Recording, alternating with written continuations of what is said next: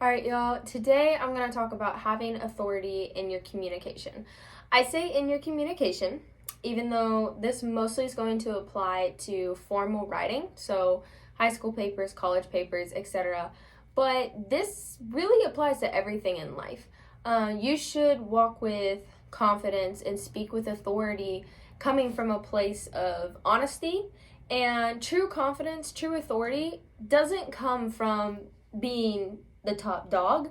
It comes from knowing who you are and being at peace with that, and knowing that whoever you're talking to, whoever you're speaking to, knowing who they are and being at peace with that. And what I mean by that is your audience is extremely important, and their opinions and ideas and everything else matters. But when you're talking to them, you are serving them. It is an act of servitude, and it's an act of love because you want them to see new truth and new life. And when you have that mindset, it doesn't matter if they agree with you or not. Because if they disagree with you, then that's okay. They're still trying to figure this crazy world out as well. And maybe, maybe they're in a season of life where they can't accept what you're saying, or maybe you're wrong. That could be a thing too. But I think, again, that confidence, that authority, it doesn't always come from, oh, well, this is an impenetrable theory and I know I'm right and this is exactly how it is. It's more of a quest for knowledge and a journey of, you know what? This is how all my logic, all my reasoning, and everything else, this is the conclusion it has led me to at this moment in life, at this season. And if I make a mistake, if I'm wrong about something, that's called life, and that's called being a human being. And I will grow from this, but I'm going to put it out there and I'm going to accept critique so that I can't grow. So I think it's that mindset of I'm going to grow. Now, I actually just broke one of my own rules because I said I think it's that mindset. And my next thing I was going to say is don't say I think and don't say I believe in your writing. And this is why we edit, right?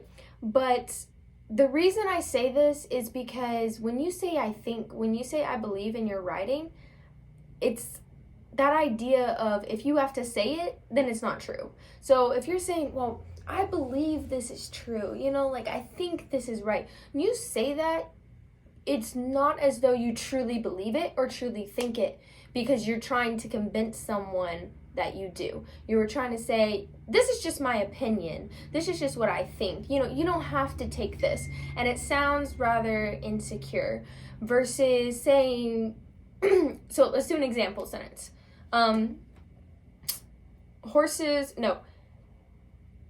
Thoroughbreds are the best horse breed out there. They're not, Arabian horses are, but side note. Thoroughbreds are the best horses out there. If you say, I think thoroughbreds are the best horses out there. Well, when you say that, it's kind of like, well, duh, you think it. You said it.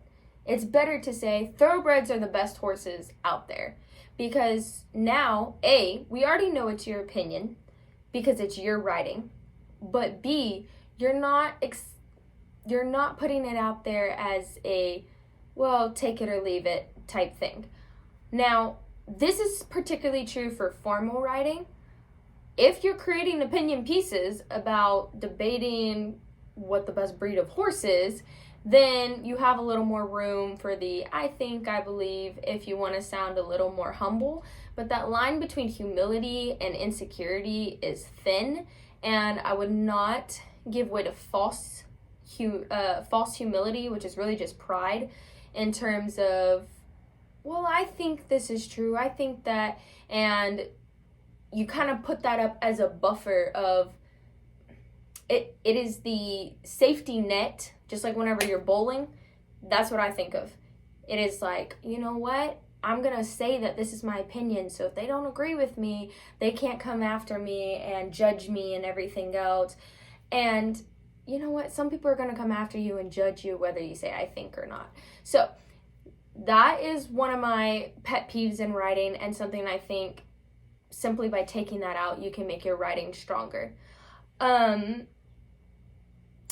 Going back to communication and speaking clearly, your writing to sound authoritative should actually be so clear that you could explain your process and you could explain whatever you're trying to say to a 5-year-old. So this is a difficult one, but it's so useful. And my advice to you is, if you want your writing, particularly if you're doing a complicated piece, a high-level analysis, literary analysis, if you are writing something scientific or about history and you're trying to put a new theory out there or describe an old theory, I would do some exercises such as trying to explain it as though you're explaining it to maybe a 12-year-old or a 10-year-old and see if you think that they would understand it. Or describing it to a friend and then saying, okay, will you repeat that back to me, what I just said, and seeing if they get it correct. Because if they don't, there's something you need to fix. And one thing that helps me, because I'm a very visual person, is drawing. So let's say I'm drawing a story. I like to draw the scenes of what happens. And sometimes not physically draw, but I'll just picture it in my head, because that's a lot faster and a lot easier, and I don't want to take a lot of breaks whenever I'm writing. But these simple tricks just help me to be clear, and clarity is a form of authoritative writing. Excuse me. So those are my tips for today, and I hope that they're helpful and that you have a blessed week.